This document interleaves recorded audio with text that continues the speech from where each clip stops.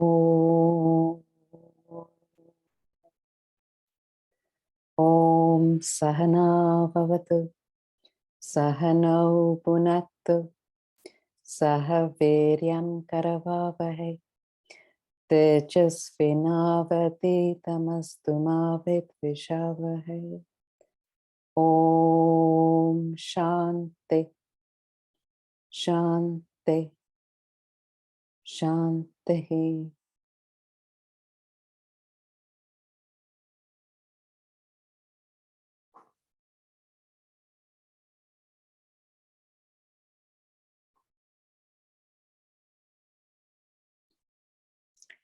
Om. So we'd left off last week on 20 and just going back in terms of tapaha, and we started dhanam. So all of them are related: yajna, ahara, yajna, tapaha, dhanam. The whole composition of what your human activity is supposed to be engaging in, or isn't, in a way. Sattvik, Rajasic, Tamasic. So we understood so far, and certainly when we come to chapter 18, we're going to have Sattvik, Rajasic, Tamasic, the constituents of the individual human being, which will give the personality chart. An incredible piece of literature for us to really evolve, even if we take that when we come to it in chapter 18. But right now, so tamasic tapaha, when we channelize our energies into unproductive channels, we're distracted. We don't even know it. And part of the reason we might do that is we're in a certain environment. We can't see above the ceiling of what the bigger value is. So we're almost pressurized to follow the herd, plus our own mental makeup in relation to that. We just get into that mechanical way of living, rituals, superstition, that lack of thinking. So in order to keep off that tamasic, which is really not tapaha in a way, you might be putting all your efforts and channelizing your energies there without realizing, because of whatever reason.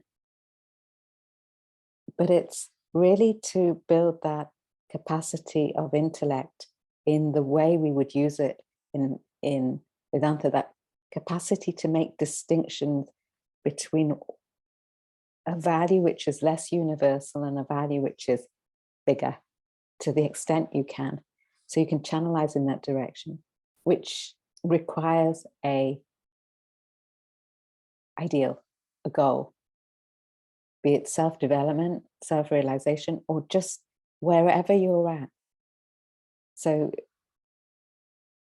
totally the opposite of having a goal or ideal, channelizing your energies for more than just your own self-interest is the opposite of tamasic tapaha, where there's superstition, where there's a belief system where nobody questions. You could be doing all sorts of nonsensical rituals just because an environment pushes you there, or you're not thinking, so you have to go with the herd. Rajasic tapaha, when you want that name or fame or status, you want that publicity without which you will not do anything. It's totally transactional. You channelize your goal to somewhere, you will only do it if there is something to get out of it. You want that publicity. You crave it, that desire pushes it. Whereas Sattvik tapaha, totally based on what you ought to do, directing your thoughts, your perceptions, your emotions from unproductive channels where they get dissipated by your mind's desires. We all have the desires and vasanas which we've got to tackle. But if we can raise ourselves to look at a bigger goal, a bigger cause, in line with our nature, we accelerate that growth. The whole sadhana is to get to that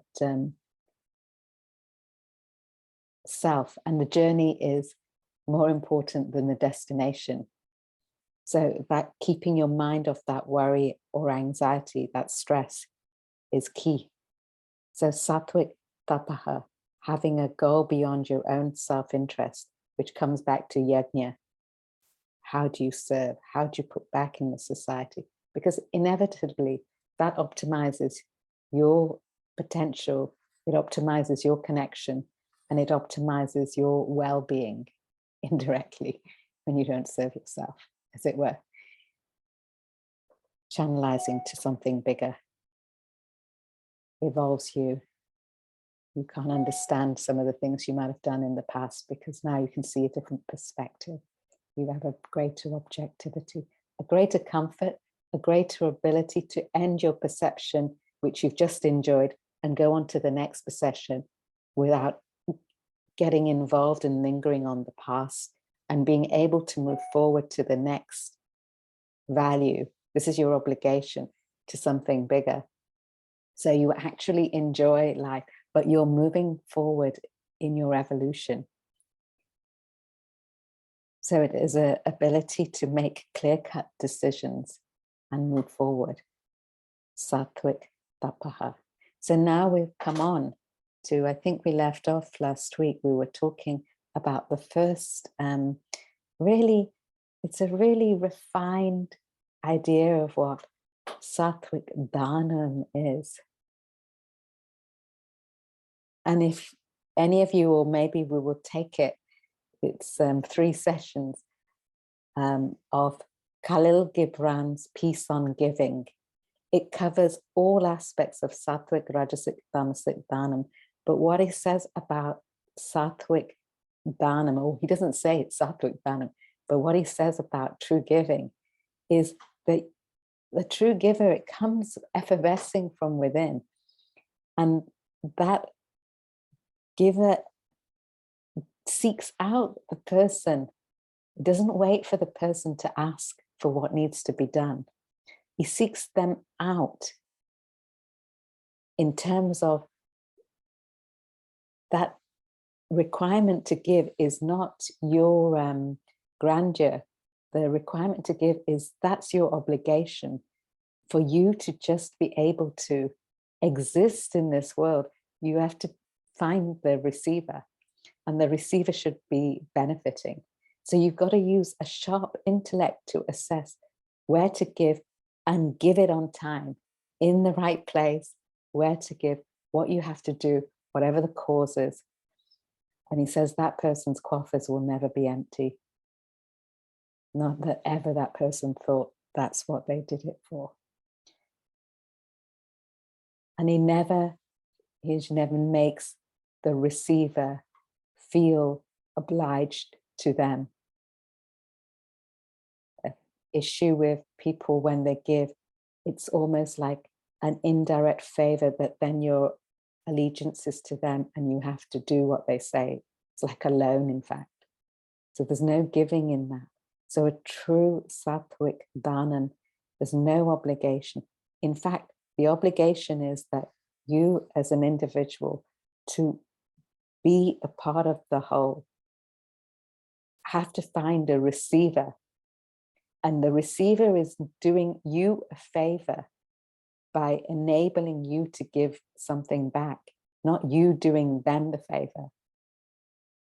So you, if anything, you, on your giving, whatever your capacity is, you almost need to feel ashamed that there is an imbalance that you have to give in such a way.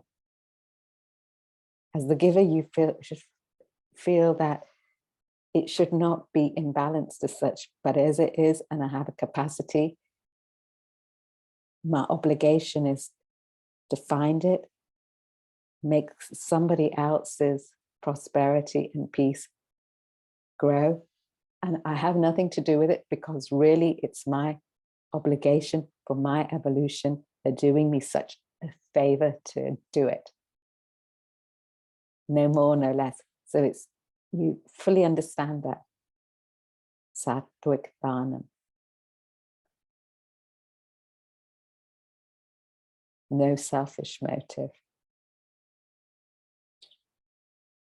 Right place, right time.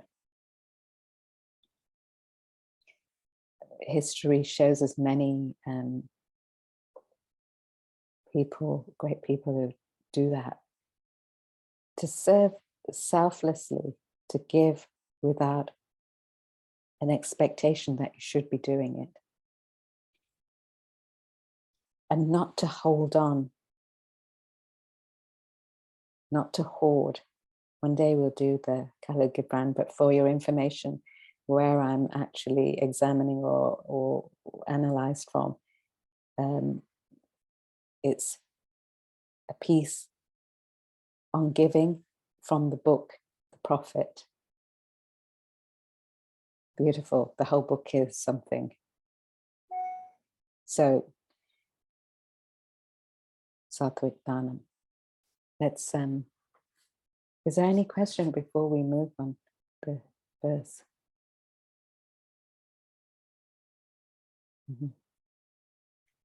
Vidya. दातव्यम् इति यद्दानं दीयतेनुपकारिणे देशकाले च पात्रै च तद्दानं सात्विकं स्मृतम्. Sam, if you could read the verse. Verse 20. Gifts given as obligatory to a recipient who does not service, and in place and in time, that gift is considered sattvika. So, key thing, remember, whom you serve, you have no expectation of anything back. And incidentally, if there's some service or transactional thing going on, that's fair enough. You may have to give back somewhere, but you don't do it because you got something or you're expecting something. You just put in because you take everything. Remember, we're the debtor. It's not unintelligent. You have to survive in this world. So equally as you give, you are taking. But it's an acknowledgement of an attitude and a sharp intellect, which makes that distinction of what you have to do and doesn't allow you to gear off the path where it becomes Rajasic, where you get corrupted. I shouldn't do that. If it's clear in your mind at the instant or after your assessment, just get on and do it. Never hold on. Don't hold on to what you have to give. Don't be reluctant. Because invariably, human nature is when it comes to let go, you can't. Again, in the Kala Gibran, he points out that there's the start of one's giving may be painful, because there are those who give with joy and let that be their reward. There are those who give with pain and let that be their baptism. Baptism meaning the entry point. They so can't give, but they know they have to. So it's painful. But at least it's the starting point. And from that person, you have to grab it and take it to make them share. Just like a child, when a child can't share, You take some of their sweets just to get them to understand that it's got to be distributed, man. Anything you have, if you hold on to it, you're going to be in trouble. So if you're getting a service, like we go to maybe a professional for something that we need to get sorted out. It could be a lawyer, it could be a doctor, it could be an engineer, it could be an artist, could whatever you're going there, could be that where you gain something is not giving. It's when you see the cause, when you understand that you're the taker, when you seek it out and it pinches you because it's a little more than you actually can afford, then that's your entry point of giving. It pinches you. It hurts you a little bit. I may have to go without something a little bit. It's proportional. So it works at the physical, emotional, material, intellectual, all levels. It's proportional. If it's pinching you a little bit, then at least you acknowledge you've attempted to give. If it doesn't pinch you, it's just like getting the person off your back. There's nothing Sattvik in that. It's totally tamasically Rajasic. There's no gift.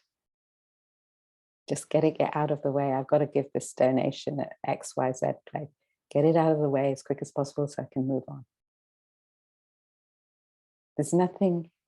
It may be given for status. It may be given for name. It may be given because your ancestors have done it, so you've got to do it.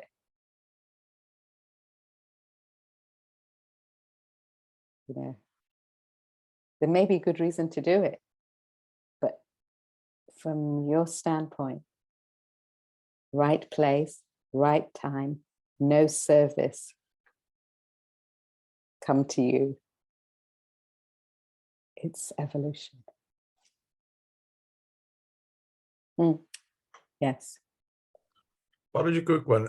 Just trying to understand the context. So it says that it has to be in time and it also has to be in place, right? Without any expectation. So does that mean that if there is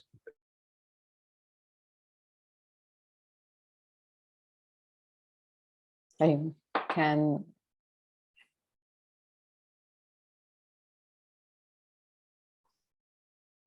I think Guru's internet has frozen. Frozen. Okay, he'll come back in a sec. So right time, right place, Sattvik giving, not business. Go ahead. sorry, was I audible? No. Balaji, so my question was, I don't know if you were able to hear me. So the question was, since it says it has to be in place, in time, does that mean that Sattvik Dhanam expects you to really kind of do this act in the known circle? Because many a times we end up probably doing so-called charity or donation to a lesser known entities, maybe an NGO or a service that we do, about which we do not know very well. While we may be doing the act, it might not really be in time or in place. So then does that really, will that be considered really as a less of a Sattvik? It's nothing to do where you give it. I mean, yes, obviously, wherever you give it, you should assess and do your background as much as you can. And to the level of intellect you are, you will decide, each one of us. But it doesn't matter where. But one of the things of growing a social consciousness rather than a social work, which doesn't fix problems, it just band-aids them. So you have to assess what is your higher cause and obligation. And say, for instance, just as a very small example, if every single person looked after this is not about place I'm talking, but I'm giving an example of how it can function. because you mentioned it that way and it mentions it here.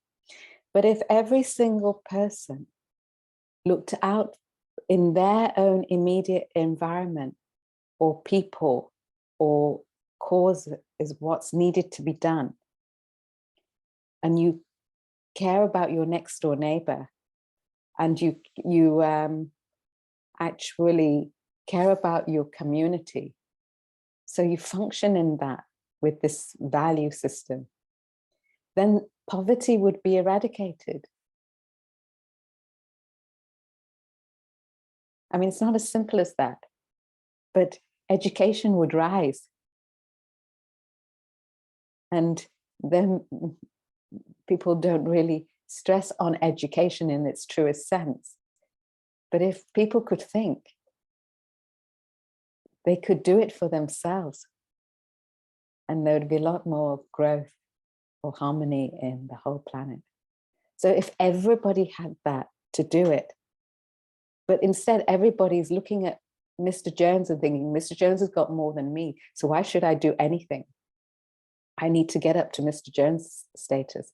So that, and actually then some famine is somewhere, which is not wrong to help, but emotionally you get spurred up, but yet your street is full of homeless people. What are you doing? I mean, this is just whipping up an emotion. It's bigger than that. Why did it happen in the first place? That's the result of something backdrop, which is not being dealt with. What's the mental health of people? What's the society breakdown of people? So when you start to examine it and build the social consciousness, your job in your sadhana is to make sure it's right place, right time. It's not geographical, oh, they've got a problem there. You choose, but you make sure you do it at the right time. There's no, in the letter we read, or we were talking about the Earl of Chesterfield, the fellow struggled to write the dictionary with nothing, and he waited in hope that the patron would help. The patron was never a patron, but because he had grandeur and status, which many people could looked up to, in his circles, he looked like a philanthropist, and maybe he was, well, who knows? But in this case, particularly, he came to write praises to the person who was struggled only when the person was successful. Now, wouldn't it have been better to have helped them along the way? So what was the reason for it? The dhanam was given for that own person's praise. The Earl gave for publicity. Wrong place, wrong time. Right place when it's needed, to the right cause, wherever it is. You have to do your homework, grow your intellect to see what's a universal value to the extent you can. You serve, offer, give that there. Right place, right time. To the extent one's grown, one does. And you keep growing that way. So a starting point is home. Home is not your own kith and kin, it can be, but it's extending it out, serving, out. Keep serving. Keep it in your mind, at the back of your mind. Where do I need to serve? Maybe my skill set does this, I can serve this. I can be philanthropic by designing something. It will be for humanity. I have this skill set, I can offer you this. That's what I can say. So whatever your ability is, make sure you're giving it. Check the proportion, check right time, right place. Make it Sattvik dana. I don't know if that helps. Thank you, Guruji.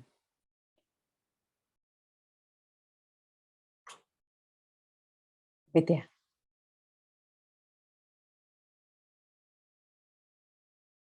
We haven't read the commentary part.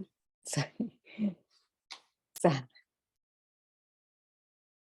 I'll just read the verse again. gift given as obligatory to a recipient who does not serve it, who does no service, and in place and in time, that gift is considered sattvika. First, But this is something we have to evolve into. It's not necessarily that easy. You have to evolve into the understanding that your only obligation is to give in life. Because we have to get out of our only obligation is to take from I and mine. We have to take to support what we give, but only with that intention. We're just like a vessel. All the things are passing through. We decide what the direction is of whether we're going to hoard or whether we're going to put back. We make our own standards if we have intellect. No intellect, your mind will make the decision, and the mind is invariably going to hoard. This is the dilemma going on in Arjuna's mind and all of our minds. Let's go. Thanks, sir.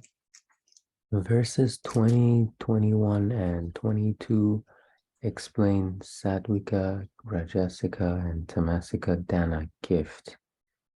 This verse defines Sattvika Dana as Datavyam, obligatory, gifts emanating from obligatory duty, not from like or dislike.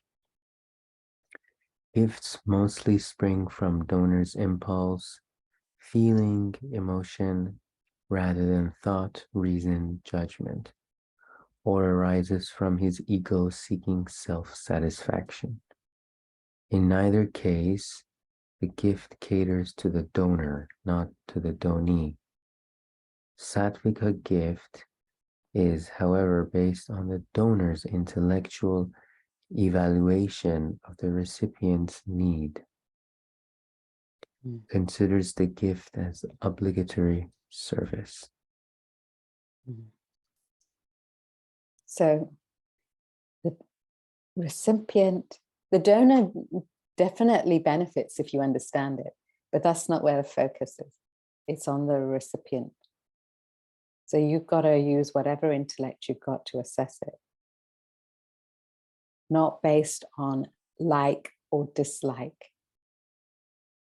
So that indicates it's got to be based on some bigger value, to the extent you're able to keep evolving it. Sound.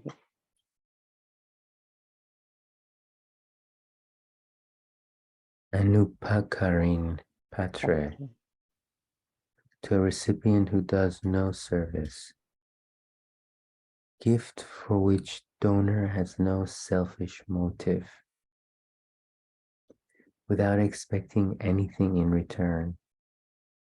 That does not mean that any service rendered later by the recipient vitiates the nature of gift. As long as the donor has no thought of personal gain, the gift is sattvika. So that's got to understand. You're not thinking that way. What am I going to get out of it? In actual fact, if you need a service, if you need something, and somebody does something for you, you have to be intelligent and smart to understand that whatever you are servicing, if you're truly on a spiritual path, requires somebody to actually do that service so you can channelize to something bigger. You're obliged to take that service to not hinder some bigger cause, just as you're obliged to give it. So it's like all parts making up, all the spokes come to the hub. So it functions, the wheel functions properly.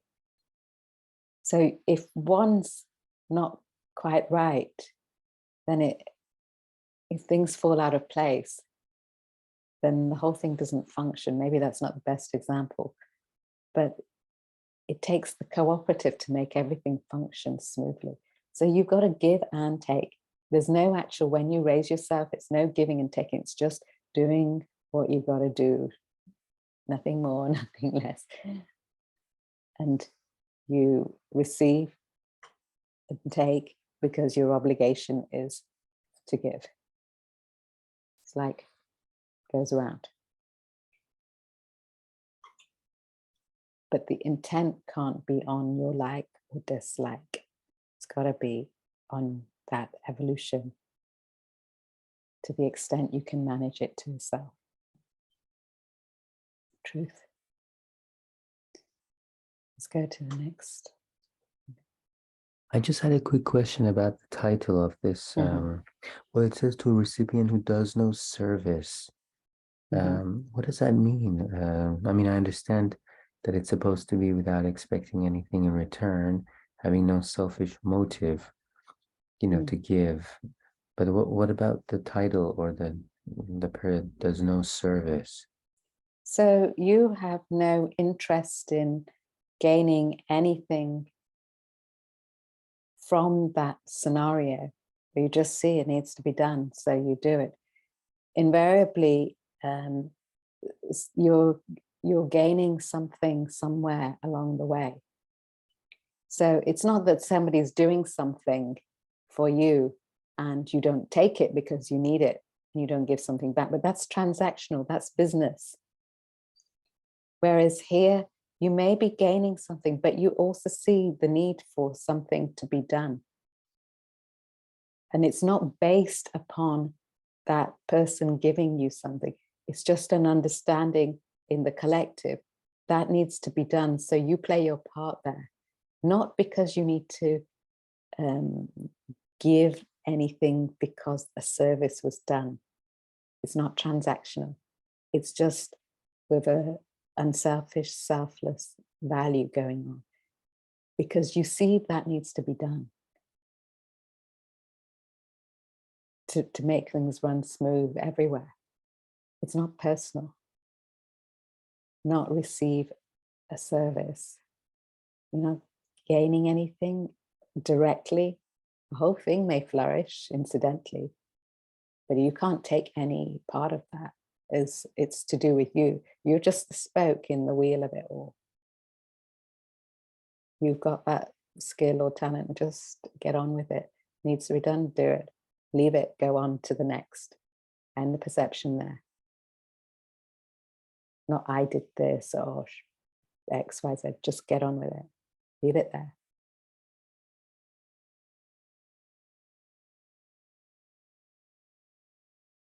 So to one who's not, perhaps you have no expectation of something in return, and actually something needs to be done, you're in the capacity to do it for the whole.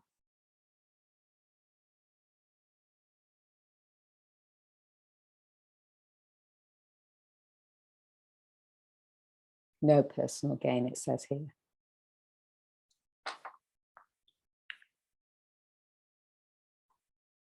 Yeah. I think Sam's question was, I'm guessing, that it's not does no service to you, but does no service to the universe. Well, your job is just to look at where you've got to do something and do it. If you give to a person who is perhaps you're saying is unworthy, well, they'll use it for unworthy means. You've got to use the capacity of intellect that you've got. If you do it something where you think it's worthy, well, it will work better, that's all. So on the capacity of the strength of your intellect, you're able to make that distinction. And the more you grow your intellect and subtle intellect to something which is more universal, the more pervasive, the more you're able to see that in perspective without being personal or without making a discrimination on like or dislike. You're just able to see the bigger picture. which removes it from your personal attachments. So you can do it that way. So if there's somebody doing nothing, well, you can choose to service that depending on your intellect. In that actual fact, if you remember in chapter 2, or was it, I can't remember which chapter now, but there's a word, alpa buddhi, small-mindedness. You choose to give to people doing the wrong things because of pure emotion. You choose to give to an addict because of your own impulsive emotions. I mean, I'm exaggerating the example, because you have some connection with them and you feel sorry for them, and you know that they're just going to spend it on the wrong means. Well, you didn't help them, you didn't. So intellect on the more subtler things, that's too obvious.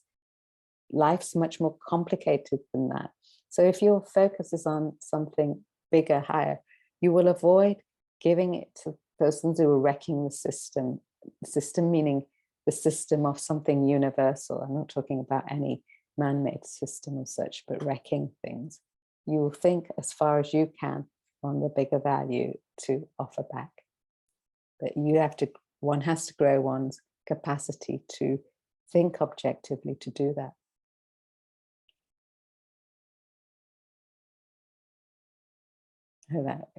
Sam, is that you're wondering? Okay. Let's see. It is gift made not out of a material surplus or an emotional pressure, but that which provides another who needs, deserves, and benefits by it. So there's no Rajasic in the sense of you're pressured into it. You give off your surplus. There's no harm in giving your surplus. But your attitude is not that. There's no harm in giving material, but your attitude backing it is not because I've got excess that I give it off. Yes, you should, in fact, but it's not like give it off to show off or X, Y, Z, that X can see what I've done. It's, you actually don't wait until you've got surplus. A giver will never have empty pockets. It's the attitude. You will always find a way to give at the physical, material, spiritual, intellectual, emotional levels if you are a giver. If you're not a giver, you'll make some excuse no matter what's in your pocket, what's in your physical ideas of what you serve, what's in your emotional makeup, what's in your thinking. You'll always have some barrier. Often you find the ones who are less able materially are the ones who actually give the most. And the ones who give the least, lack of so much fear of what they need for themselves and what they don't value as a bigger value. It's the way the world is. The fear is instilled in us. If we give, we'll be without. It's never the reality. But the brainwash value is instilled that if we give, we lose. That's unintelligent giving. A smart giving is understanding how to be discriminate, keep that attitude, and where's required, you will find a way, even if you have nothing, to put back through your yajna. You bring everybody together, it functions.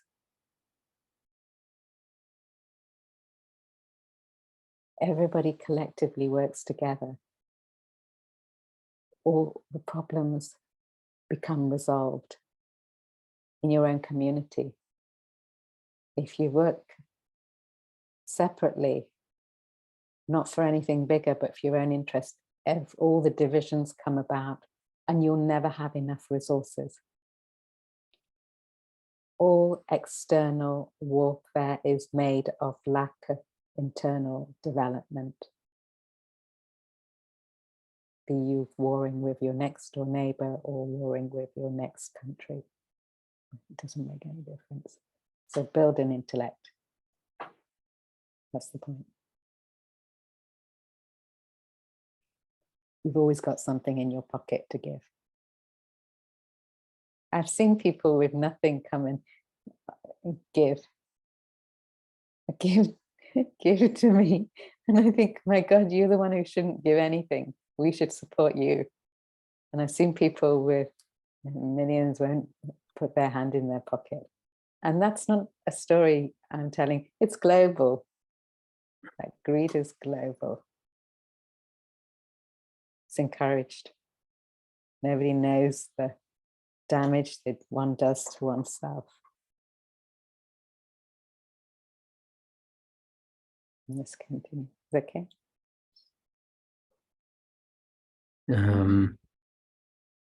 Deshe kale, in place and time. Where and when one makes a gift is significant. A gift made at wrong place and improper time ceases to be sattvika. It indicates lack of proper evaluation and judgment by the donor. Sattvika gift is one made at the right place and time. The gift becomes truly worthwhile, beneficial to the recipient. Often given anonymously. You don't want that name or fame, given quietly, but understands the cause. And the opposite is often a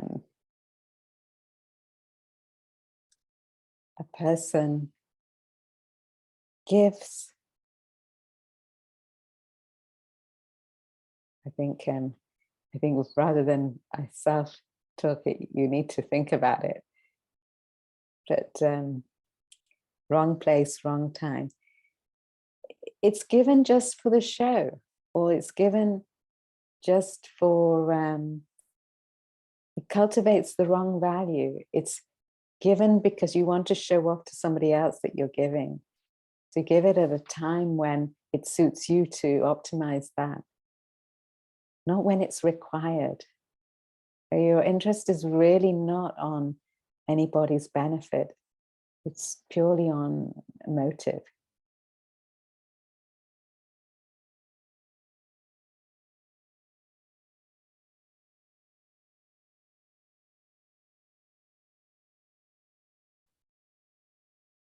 He gives the example of Victor Hugo here from Les Miserables.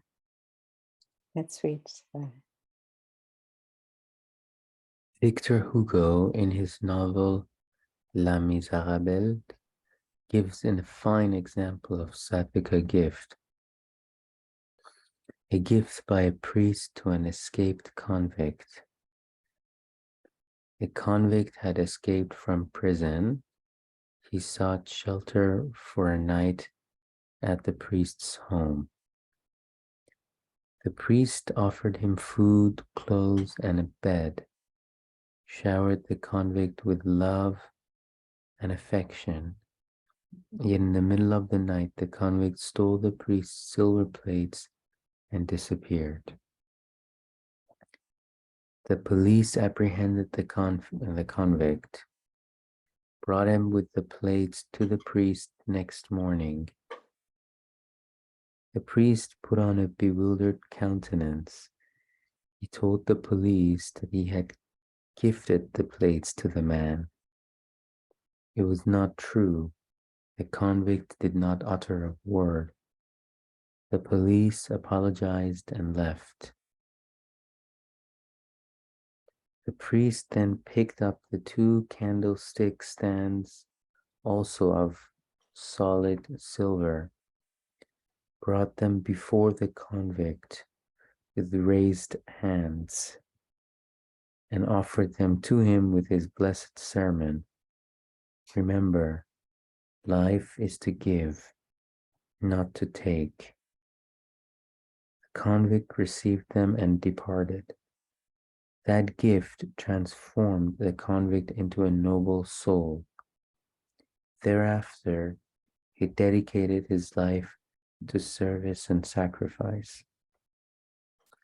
The priest's gift fits into the definition of Sattvika Dana, something that sprung from obligatory duty to educate a ruined soul, expecting nothing in return.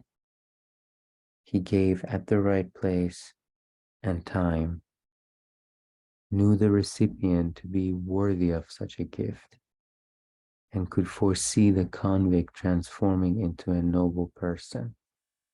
Mhm. So life is to give, not to take.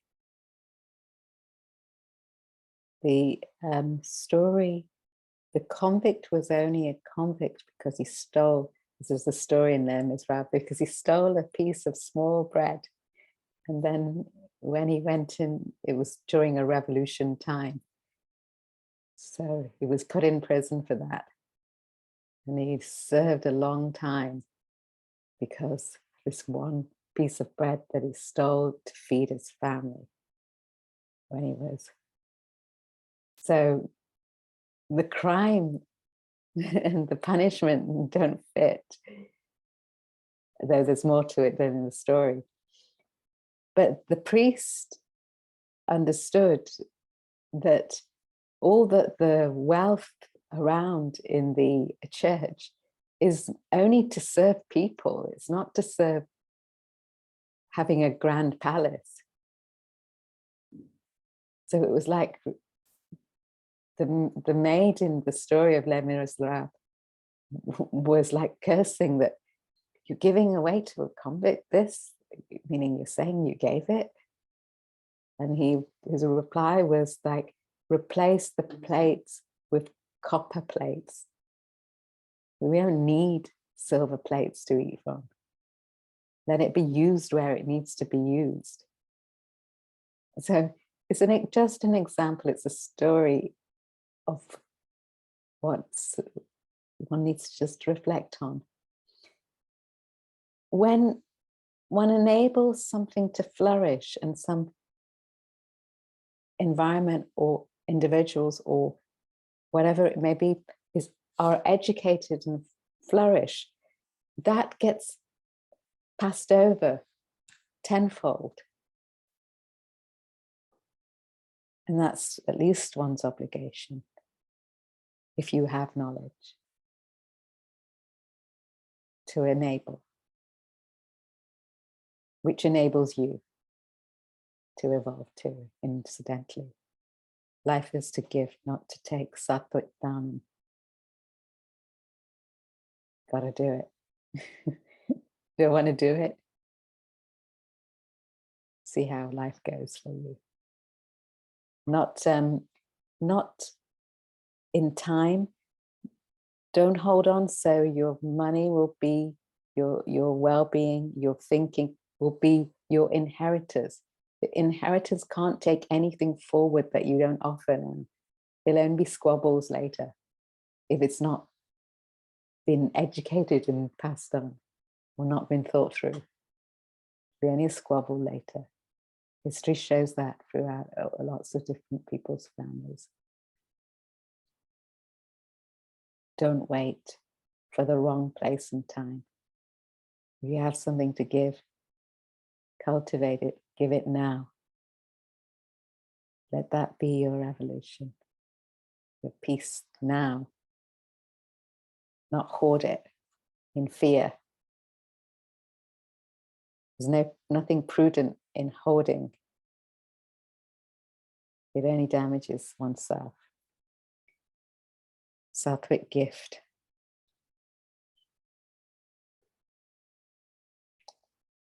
Rajasic. Dhanam. Commonly understood, this one. Let's go, Vidya.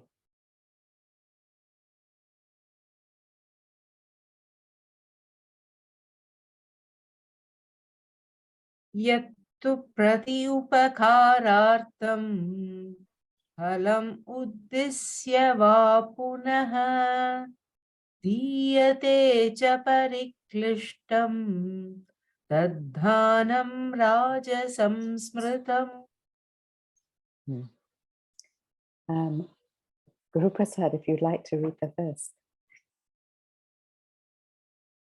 Yeah. The gift given only to receive in return or expecting a fruit, again reluctantly, is considered Rajasika. Rajasika dana is described as gift made reluctantly, grudgingly. A Rajasika gift is also classified as quid pro quo, wherein the donor expects some return, a particular reward, general benefit, or form of service for his donation. Rajasika dana tantamounts to a business transaction, not a genuine gift to another. Okay, so Rajasic, reluctancy. You know, you need to give, but anytime somebody's about to take it back. I have one person that I know. We're supposedly supposed to be somebody who contributes back, but every time they make a contribution, they have a huge shopping list when I'm going to India, and the shopping list invariably exceeds the contribution. They don't understand what they're doing. They understand actually, but they don't have the mindset because of total fear. Total fear. They're like a kid. We just do it and forget about it. They have some qualities in other ways, but where it is smartly done, it's not stupidly done. So they can't give. Anytime they give, they give with one hand and they take a dozen with the other. And now I've learned to deal with it better. But they give reluctantly and rigidly. It's business all the way. Whichever guise it comes in, it's business. They want something out of it. There's some motive, whether it to help their family, whether it to help persons near to them, whether it to can be at the material, physical, emotional, some way, whether they want some skill from you. They give a tiny bit and expect a whole lot more. Our job is to give, so we find takers. It's no problem. But you have to understand, it's Rajas.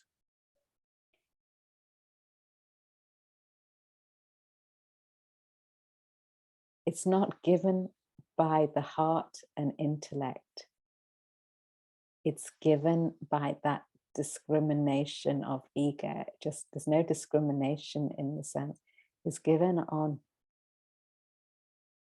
ego of wanting something back. I and Maya at the heart of it. Some personal thing you want from it. Expect some fruit. But you do it in such a way that it looks like you're not expecting anything. Totally Rajasic. Grudgingly. Somebody has to, it's like somebody's pushing you behind. It's got to be given. But there'll be a quip that, oh, why is this so expensive? Why we should go there? We should go here. They're asking this much for a service or something. But you never think of the other person's efforts, or what they require. I think I've all told you the story where we drive off the highway with Swamiji and the fruit sellers there. This applies to everything. It doesn't just apply to the fruit seller. He's selling the fruit in the baking hot sun. And the person in the murk is haggling for 10, 20 rupees. Remember, don't just take this as this example. Apply it to your own environment. You're haggling in the murk for somebody who doesn't have a roof over their head for 10, 20 rupees. He's stressed out by the end of it and gives it for whatever you want. And you've stressed yourself out in that idiotic negotiation. So when we would drive out off the highway to come off the motorway or whatever it is, the window goes down, the money goes out, the fellow's asking, what can I give you? The window goes up and bye-bye. The fellow's always in shock. You didn't take anything from me. And it makes life a lot more fun to do that. Because everybody has to serve everybody and understand their situations and give it to make the whole thing rise up. It's obligation. And it becomes fun when you do things with no grudge, no reluctance. Just make it enjoyable. That's your entry point to giving. The contrary is this: grudging, reluctant. What am I going to lose? Somebody forces you to give something. It's business, transaction, payment. No grace. It's not true giving. You harm yourself and you cut the other person short. The whole world's then feeling insecure. Let's continue next week. Shall we read the final sentence? Yes, apologies. You can read just the final. Shall I go ahead? Yes. Donors of Rajasic gifts could expect in return a variety of rewards, such as cash or kind, name or fame, prestige or honor, in their lifetime or later, benefits in this world and beyond.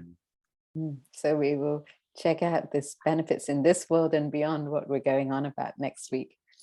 We'll just remember that starting there. Ayo. Thank you. Paralji